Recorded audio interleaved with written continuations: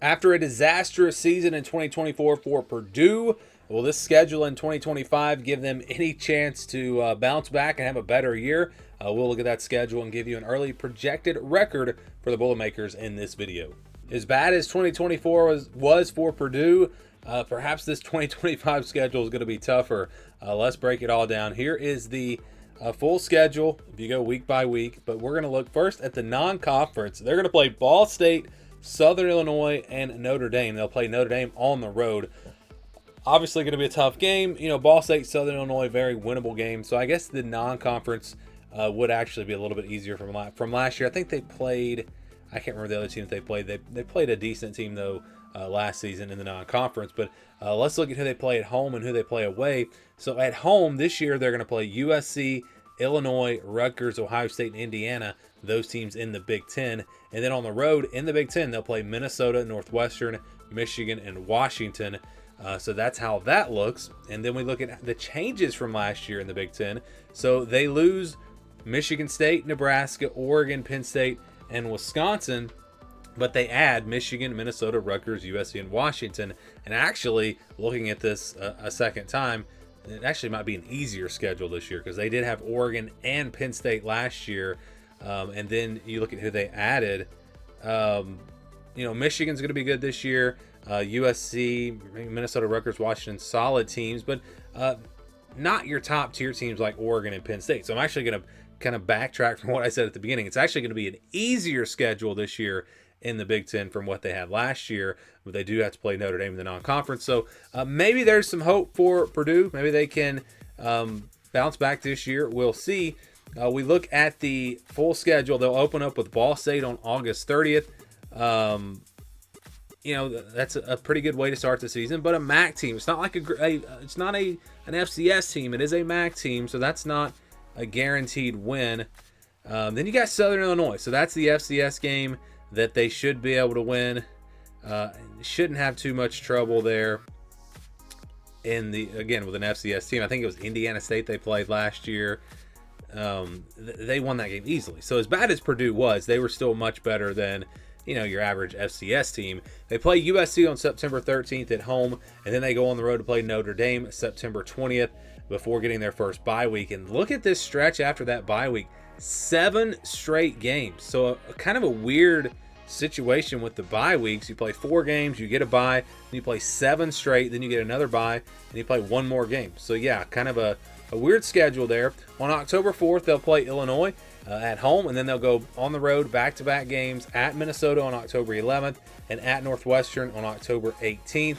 Then they're back home for Rutgers October 25th, and then it's on the road at Michigan on November 1st, Ohio State November 8th. They do have to play them again. Then they have Washington on the road November 15th before that second bye week, and they'll close things out with Indiana on November 29th. So again, schedule, for a team like Purdue, this is obviously going to be tough. You'd love to not have to play Notre Dame in the non-conference. We've seen some other teams in the Big Ten play very weak non-conference schedules, but for Purdue, they do have that tough game there. And again, I just look at that stretch with Illinois, Minnesota, Northwestern, Rutgers, Michigan, Ohio State, Washington.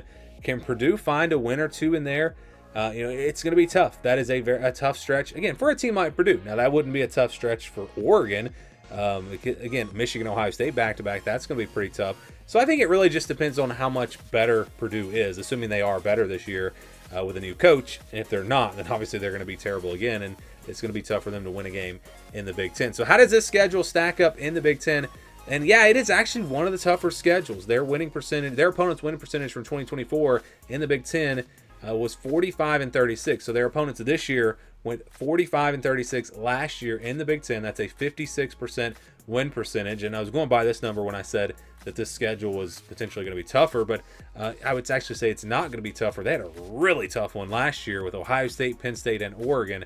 So yeah, 56% win percentage. That is one of the tougher schedules in the Big Ten this year, but again, maybe not quite as bad as last year for this Purdue team. It would take just 2 wins for Purdue to have a better season in 2025 than they had in 2024. Let's take a look at what that projected record is going to be. again, a disastrous season last year. Before we get to the projections for this year, let's look back at the projections from the last 4 years. In 2021, this team projected to go 5-7. They went 8-4, had a pretty good year. And then in 2022, we projected them to go 8-4. They went 8-4. And when I say projections, again, this is with our projected record formula. These are not our actual predictions. It's the same formula that you're going to see here in just a second. Again, it's a mathematical formula. No human element here. No actual predictions. In 23, the projection had them at 6-6. They went 4-8. Last year's projection was 5-7. They went 1-11. So in 21, again, better than the projection. 22, right on the money, and then under the projection the last 2 years, and pretty significantly last year, 4 games. 4 games under a 5-7 projection. Yeah, that's pretty bad. So again, here's the schedule. This is the scale that we use. Purdue is in Tier 6. That's the bottom tier for Power 4 teams, which means if they play another Tier 6 team, it's a 50-50 game. That's going to be in the white. If they get a team that's a tier ahead of them at home, then that actually becomes a 50-50 game. If they have to play that game on the road, then it drops to 30-39, and that's kind of the way this works. So you've got one easy win here, Southern Illinois. We expect Purdue to roll in this one. Again, they played Indiana State last year, an FCS team. They won that game easily, even as bad as they were. So that's your one win that you can pretty much, I would say, count on. Ball State's a game that Purdue should have a great shot at winning. I think they'll be double-digit favorites here in the opener. It's a MAC team. It's not a guaranteed win, but it's still one that Purdue should be able to get. And that's really about it. Everything else, they're going to be underdogs, or they're going to be maybe in some toss-up games. I think, again, when you look at our formula, you look at these teams, Notre Dame, Illinois, Minnesota, Michigan, Ohio State, Indiana, all of these teams in Tier 1 or Tier 2, so all of them are actually in the red. Actually, I take that back. Minnesota is a Tier 3 team, but because that game's on the road, so like USC is also a Tier 3 team, but that game's at home. That's why it's not in the red. But these games, again, with our formula, these are all counted as losses. I'm not saying Purdue has no chance. Again, I would say maybe they've got a chance against Indiana late in the year. Illinois, who knows, coming off of a bye week. Minnesota, maybe they can find a way to get a win in one of these games. But again, with our formula that is all based off of our tier rankings, they would have pretty much no chance to win these 6 games. So you've already almost got 6 guaranteed losses. That's pretty rough. So we go now to games in the yellow, actually in the orange first. Washington. So Washington on the road, team that's a couple of tiers above them, means they would have a 20 to 29% chance of winning this game.